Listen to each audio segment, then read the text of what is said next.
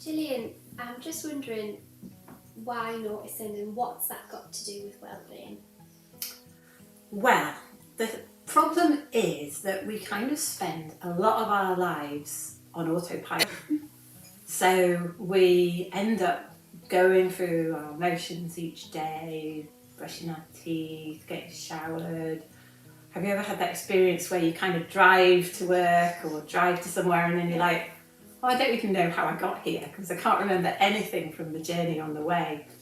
And it's just a sort of habitual way of being, is that we often just spend a lot of our lives not consciously aware of what we're doing.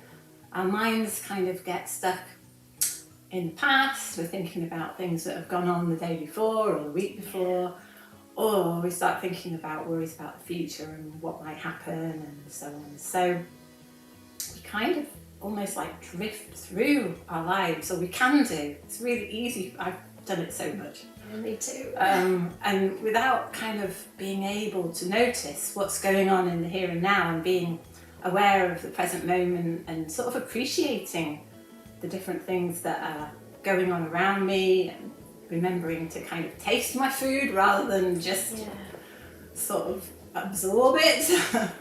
So essentially noticing is about that really. It's about trying to pay attention to what's going on in the present moment and what's going on in the here and now. And what kind of things have you noticed about how that links to well-being? So if someone does notice quite a lot of things, what kind of impact does that have on their well-being and how they feel in themselves? I think people talk about kind of waking up to their lives and enjoying things more and getting to savour things more. I mean, it's not like you can do it all the time because we're all human and we've all got thoughts that take us in the past and into the future, and you know, it's not like you can always be appreciating everything that's going on for you. But even if you've just got a few moments in your day where you really appreciate maybe the shower on your skin, the water in the morning, or the taste of your breakfast, or if you're taking a dog out for a walk, maybe really appreciating the bird song, or the sunrise, or whatever that is.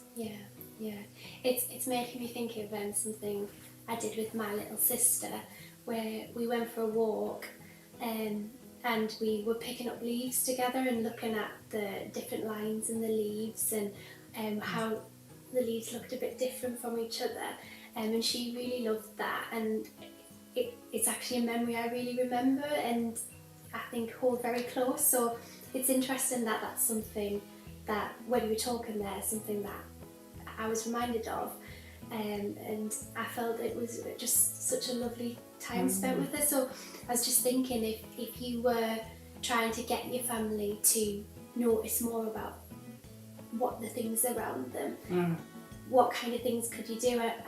And I guess the thing I'm talking about is a kind of an example of that. But do you have any kind of other bits of advice or examples? Well, I really like your example actually, and just building on that, one of the things that you could do on a walk with your family is to all collect leaves of a similar nature, and then get back home, put them in a big pile, and then see if everyone can actually find out which one is theirs. So they've got to really noticed and looked at their leaf to get to know it in particular.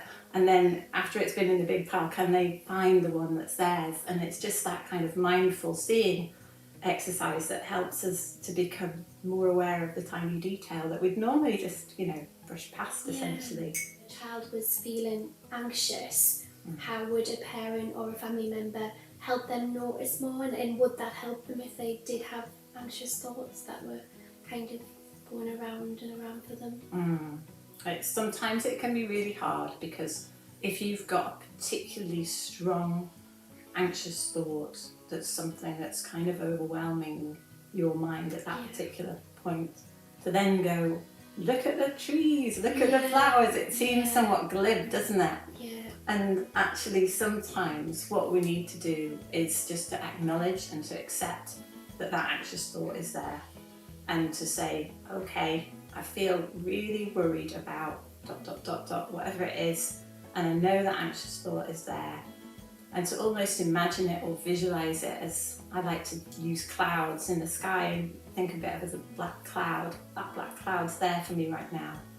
And to accept that you've got those thoughts and you've got those feelings, and even just in doing that can really help in terms of that not having quite so much power and not being quite so much intense in emotion.